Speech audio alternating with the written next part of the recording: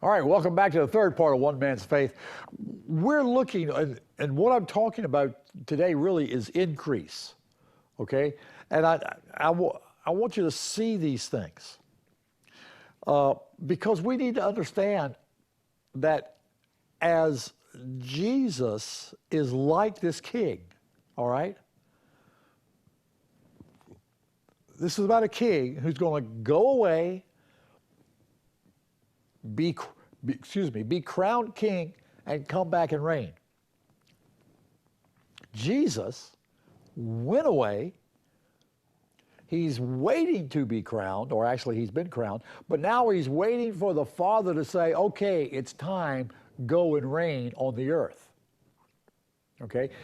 He is Lord over us, but he is going to come and reign on the earth. And now, there are those here, and in this case, I believe it was probably the Pharisees and the Sadducees that were against him, said, we don't want him to reign over us. And so those that don't want him to reign over them, and I believe it goes beyond that, even to today, anybody who will not accept Jesus as Lord doesn't want him to reign over them. As a matter of fact, we're turning everything around. We don't even want the 10 Commandments posted anywhere because we don't want to be reminded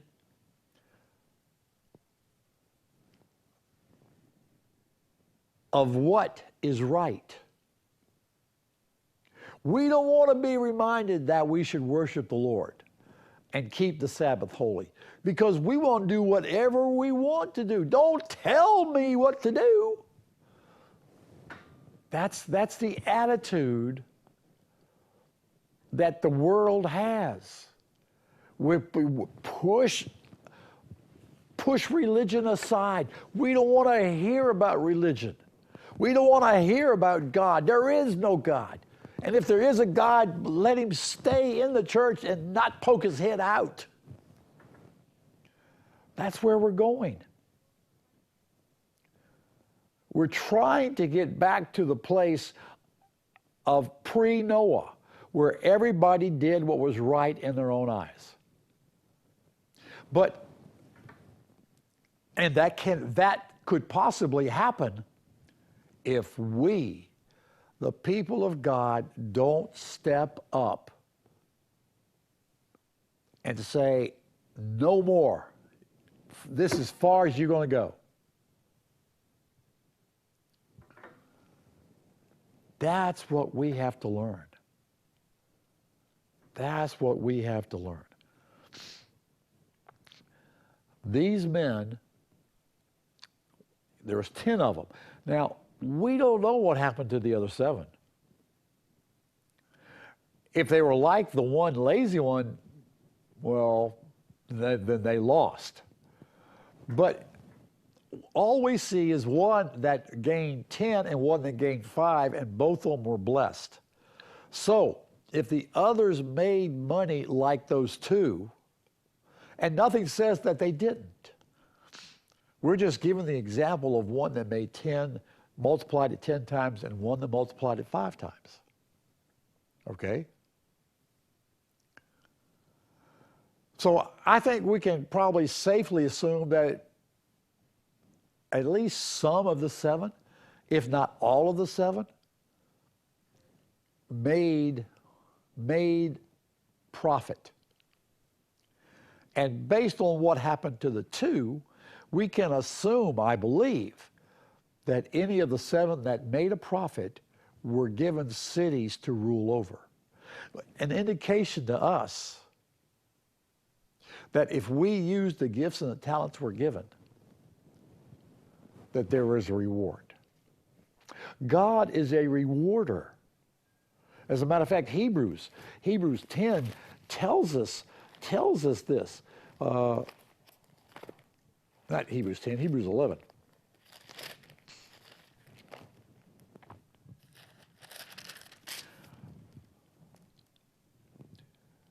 And without faith, it's impossible to please him, to please God. For he who comes to God must believe that he, God, is, and he is a rewarder of those who seek him. He is a rewarder of those who seek him. You see, God is in the business of blessing. It's what he does. He lays out blessings. The Old Testament, the original covenant, starts with, or is full of blessings.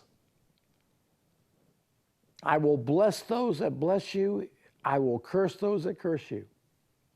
Talking about Abraham, who was the father of Israel. Father of a lot of nations. But Israel in particular. I will bless those that bless you. I will curse those that curse you. I will bless those. You see, we want to get stuck on the curse part. No. In Deuteronomy 28, God says, if you will keep my commands, I will bless you as you go in. I'll bless you as you go out. I'll bless you as you sit down and eat. I'll bless you everywhere. But if you don't, then you shall be cursed. But that's our God. He wants to bless us. And that's what he's showing here, is that those who take what he has given to them and multiplies it, that there is a reward, a blessing for you. A blessing for you. Notice again, each of the 10 were given in the case of the one I read, $50,000 or a mina. They were given a mina. And I was wrong about the mina. A mina is 100 days' wages, okay? But whoever translated the Passion Version called it $50,000. Maybe he's talking about, with inflation, it would be that. Whatever, it's the story's the same. Each was given the same amount. Each was told to deal with it, to trade with it, to make money. Okay? And so, except for at least the one, that's what they did. Okay, there is a similar parable given to us in Matthew 25. It says, let's see, let me give a little context here. And while they were going away to make the purchase, the bridegroom came, and those who were ready, okay. Oh, the kingdom of heaven can be comparable, okay? The kingdom of heaven can be comparable. The first parable he gives is about the 10 virgins, and then he says, for it is like a man about to go on a journey who called his own slaves and entrusted his possessions to them. And to one he gave 5 talents, to another 2, and to another 1, each according to his own ability. And he went on his journey. And immediately the one who had received the 5 talents went and traded with them and gained 5 more. And in the same manner, the one who had received the 2 talents gained 2 more. But the one who received the 1 talent went away and dug in the ground and hid his master's money. In this case, each were given a different amount based on their ability. Okay? But they still were given an amount. Now, my understanding is that a talent is 15 years of wages.